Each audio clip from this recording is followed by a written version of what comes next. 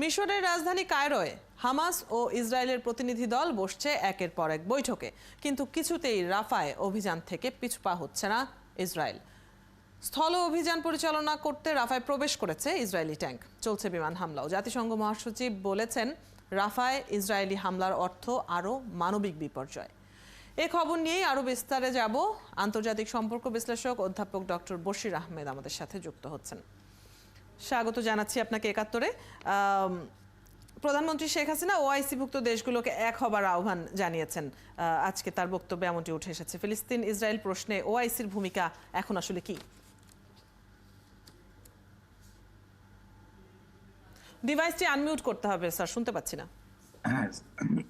বিকাশে কম খরচে ক্যাশ আউটের লিমিট বেড়ে 50,000, প্রিয় এজেন্টও 2টা। বাংলাদেশের প্রধানমন্ত্রী বরাবরই এবং বাংলাদেশের পররাষ্ট্রমন্ত্রী দেখবেন যে মানে প্যালেস্টাইনদের পক্ষে সংহতি প্রকাশ করে আসছে, সেটা ওআইসি, আরব লীগ এবং বিভিন্ন আন্তর্জাতিক ফোরামেও বাংলাদেশ সংহতি প্রকাশ করেছে এবং বাংলাদেশ প্রথম থেকে স্বাধীনতার পর থেকে বাংলাদেশ সেটাই অনুসরণ করছে এবং মাননীয় প্রধানমন্ত্রী সেটাই উচ্চারণ করেছেন আজকে হজ মিশনে। কিন্তু এখন প্রশ্ন হচ্ছে যে এই যে প্রেক্ষাপট, অর্থাৎ গত 8 মাস যাবত যে এই যে ইসরায়েলের যে অমানবিক এবং নিরীহ মানুষের উপর যে হামলা এবং নির্বিচার গণহত্যা, সেই গণহত্যা রোধের জন্য আপনি যেটা বললেন ওআইসি বা মুসলিম দেশগুলোর কন্ট্রিবিউশন কি, তারা কি করেছে যদি বলেন ব্যাপক করতে, সেখানে তাদের কনসার্ন ব্যক্ত করা ছাড়া কোনো কার্যকর কোনো পদক্ষেপ আমরা দেখি না।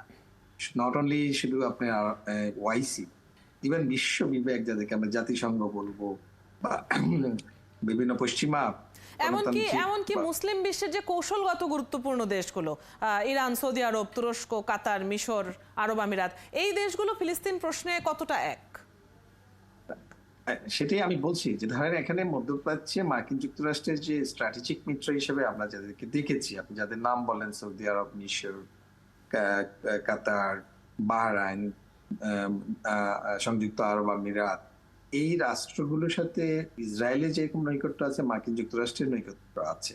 এই রাষ্ট্রগুলো অবশ্যই আমরা গত যে কিছুদিন আগে যেখানে আপনার ইসরায়েল যে হামলা চালিয়েছিল ইয়েতে আপনার মানে ইরান যে হামলা চালিয়েছিল ইসরায়েল, সেখানেও দেখেছি কিন্তু এই রাষ্ট্রগুলো কিন্তু সেগুলোকে ইন্টারসেপ্ট করেছে, অর্থাৎ ইসরায়েলের পক্ষ থেকে। ফলে আমার কাছে যেটা মনে হচ্ছে যে এই কৌশলগত আগের যে অবস্থানটা ছিল মার্কিন যুক্তরাষ্ট্রের পুরো মধ্যপ্রাচ্যে, সেই নীতিতে তেমন কোনো পরিবর্তন কিন্তু আমরা লক্ষ্য করি না।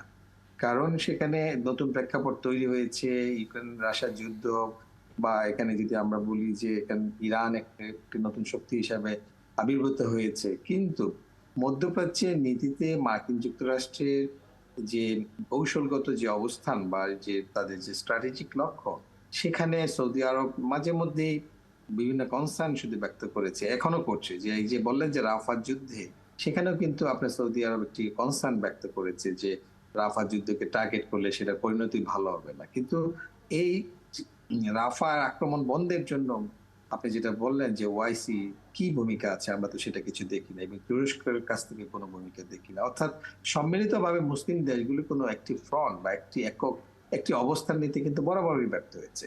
সেখানে জাতিসংঘ তো আমি বললাম যে ব্যর্থ হয়েছে। এখন এই যে সর্বশেষ পরিস্থিতি যেটা রাফা, যেখানে প্রায় আপনার 12 লক্ষ থেকে 15 লক্ষ এখন মানুষের যেখানে আশ্রয়, সেখানে যে আপনার 6 তারিখ থেকে যে ইসরায়েল যে আক্রমণটা পরিচালনা করছেন, স্থল অভিযান, সেই স্থল অভিযান কিন্তু অবশ্যই অনেক দেশই, পশ্চিমা মার্কিন যুক্তরাষ্ট্র সহ অনেক দেশ, জাতিসংঘ প্রধান বলেছেন, ইউরোপীয় ইউনিয়নের প্রধান সহ, জার্মানি সহ, ডব্লিউএইচও সহ সবাই কিন্তু সেটাকে হুঁশিয়ার করে দিচ্ছেন যে এই মানবিক বিপর্যয়ের মধ্যে যে রাফা মানে স্থল অভিযান পরিচালিত হয়, সেটা পৃথিবীর ইতিহাসে একটি অন্যতম। আর এই যে মিশরে যে হামাস এবং ইসরায়েলের প্রতিনিধি দলের মধ্যে বৈঠক হচ্ছে, সেখান থেকে যুদ্ধবিরতির কোনো সম্ভাবনা কি আদৌ দেখেন?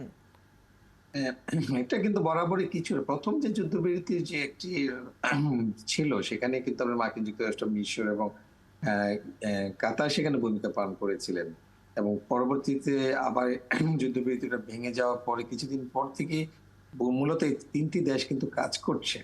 এবং আমরা যেটা দেখলাম যে 6 তারিখেও কিন্তু হামাস কিন্তু একটা মধ্যস্থতাটা মেনে নিয়েছিল যুদ্ধবিরতির এবং মার্কিন যুক্তরাষ্ট্র সেটাকে এন্ডোর্স করেছিল।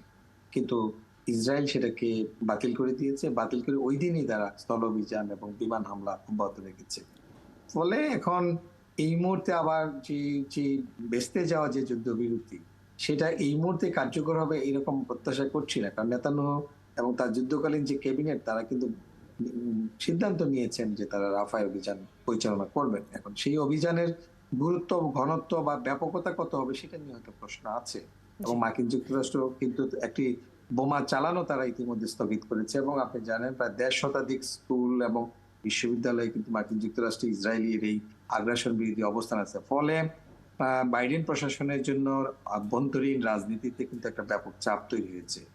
ফলে এখন মার্কিন যুক্তরাষ্ট্র অবশ্যই যদি অনেক ব্যাপক চাপ তৈরি করতে পারে, সেক্ষেত্রে হয়তো এসকেলেশনটা বা ব্যাপকতাটা হয়তো কমানোর একটা সম্ভাবনা আছে। কিন্তু সেটা কতটুকু কমবে এটা নিয়ে আমাদের সন্দেহান আছে, এই জন্য কারণ সেখানে আপনার যে হামাসের যে ব্রিগেড আছে, আল কাসাম ব্রিগেডের 6টি ব্রিগেডের মধ্যে প্রায় 4টি ব্রিগেডই তারা এখন রাফা এই এলাকাতে অর্থাৎ অবস্থান নিয়েছে। এই যে বিভিন্ন বৈঠক, এতে আসলে খুব আশাবাদী হওয়ার মতো কিছু নেই, তারপরেও কিছুটা প্রত্যাশা রেখে এই বৈঠকের ফলাফলের দিকে তাকিয়ে থাকা এখন বহির্বিশ্বের। আপনাকে অনেক ধন্যবাদ আমাদের সাথে আজকে এই আলোচনায় যুক্ত হবার জন্য। আন্তর্জাতিক সম্পর্ক বিশ্লেষক অধ্যাপক ডক্টর বশির আহমেদ আমাদের সাথে এতক্ষণ যুক্ত ছিলেন।